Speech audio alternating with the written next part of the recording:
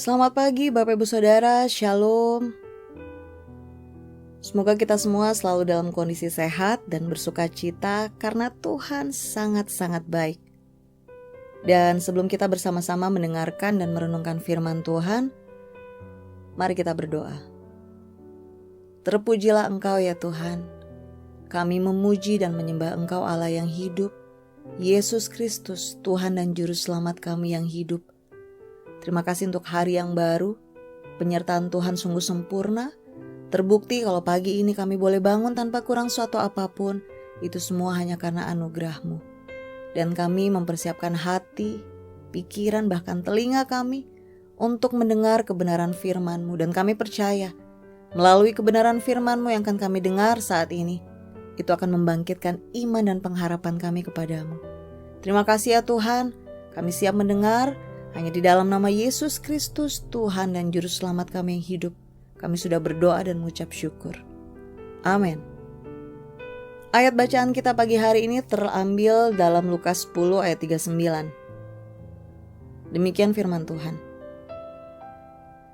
Perempuan itu mempunyai seorang saudara yang bernama Maria.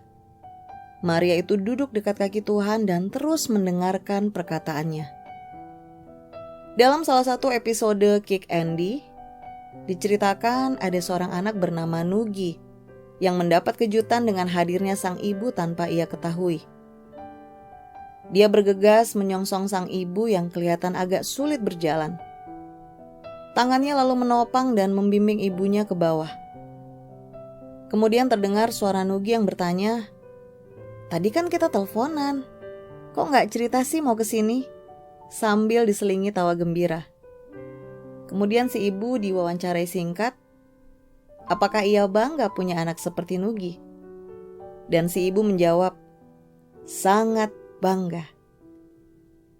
Nugi kemudian memeluk dan mencium ibunya.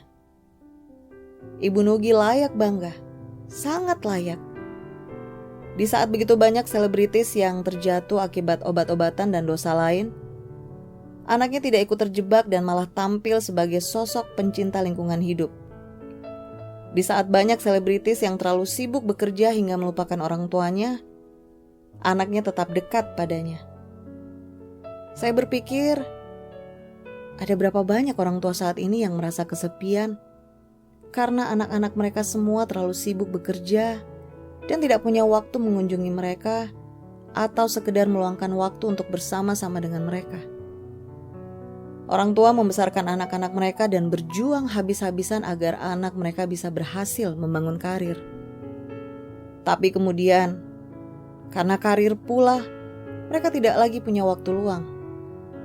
Coba tanyakan kepada orang tua yang kesepian, apakah yang mereka butuhkan? Apakah kemewahan, harta benda dari sang anak, atau waktu-waktu indah bersama anak-anaknya? Mungkin. Dan saya yakin, orang tua akan sangat rindu memeluk anaknya seperti dulu ketika mereka masih kecil. Bapak Ibu Saudara, Tuhan pun demikian. Kita begitu sibuk bekerja, berjuang hidup, sehingga kita sering melewatkan waktu-waktu kita untuk mendatangi dan berdiam di hadiratnya. Ada yang bahkan sering terlalu sibuk melayani, tetapi melupakan saat dimana kita duduk berdiam di kakinya dan merasakan betapa Tuhan begitu dekat dan begitu mengasihi kita. Ayat bacaan hari ini mengambil kisah ketika Yesus berkunjung ke rumah Marta dan Maria. Mendapat kunjungan dari Kristus, Marta pun sibuk melayani. Tetapi Maria memilih untuk terus duduk diam di dekat kaki Tuhan dan terus mendengarkan perkataannya. Marta kemudian mengeluh karena ia melayani sendirian dan meminta Yesus mengingatkan Maria untuk membantunya. Tetapi Yesus menjawab, "Marta, Marta, engkau khawatir dan menyusahkan diri dengan banyak perkara. Tetapi hanya satu saja yang perlu. Maria telah memilih bagian yang terbaik yang tidak akan diambil daripadanya." Terdapat dalam Lukas pasal 10 ayat 41 sampai dengan 42. Ada kalanya kita harus menarik rem dari kesibukan kita, baik pekerjaan ataupun pelayanan. Ada saatnya kita harus berhenti berkeluh kesah dan meminta tolong atas segala permasalahan kita. Dan pergunakanlah waktu tersebut untuk duduk diam di kaki Tuhan. Merasakan kasih-Nya yang begitu damai. Mendengar suaranya menyampaikan hal-hal yang ingin Dia katakan pada kita. Menikmati persekutuan pribadi yang indah dengan Bapa. Inilah bagian yang terbaik yang tidak akan diambil dari kita. Tuhan rindu menikmati saat-saat teduh bersama anak-anak-Nya. Tuhan rindu memeluk anak-anak-Nya. Dan itu tidak akan terjadi jika kita tidak tahu kapan saatnya menghentikan ritme kesibukan kita sehari-hari. Kita memang tidak dilarang untuk memohon bantuan dari Tuhan lewat doa-doa kita. Tetapi ada waktu di mana kita diminta untuk diam dan mengetahui bahwa Allah berkuasa di atas segalanya.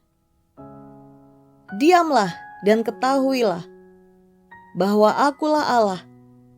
Aku ditinggikan di antara bangsa-bangsa, ditinggikan di bumi. Dalam Mazmur 46 ayat 11. Ketahuilah bahwa Tuhan tidak pernah terlelap. Dia tidak pernah lengah menjaga kita.